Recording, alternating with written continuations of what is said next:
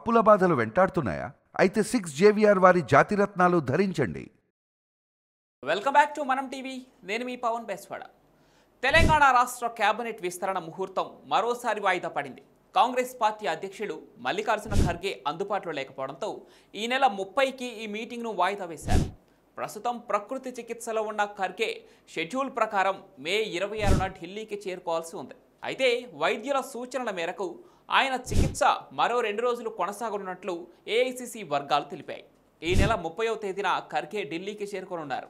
దీంతో 2 రోజులు ఎదురు చూపుల తర్వాత సీఎం రేవంత్ రెడ్డి హైదరాబాద్కు వెనుతిరిగారు. ఇక ఈ 2 రోజుల పర్యటనలో రాహుల్తో రేవంత్ రెడ్డి భేటీ కాకపోవడంపై కొత్త చర్చ మొదలైంది. పీసీసీ చీఫ్కు అపాయింట్మెంట్ ఇచ్చిన రాహుల్ గాంధీ సీఎంకు ఎందుకు ఇవ్వలేదన్న ప్రచారం సాగుతోంది. సీఎం రేవంత్ అపాయింట్మెంట్ కోరలేదా, లేక కోరినా కూడా రాహుల్ గాంధీ ఇవ్వలేదా అన్న ప్రశ్న నెలకొంది.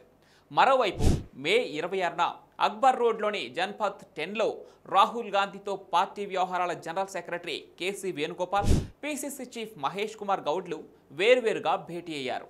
ఈ సమావేశం గంట పాటు సాగింది.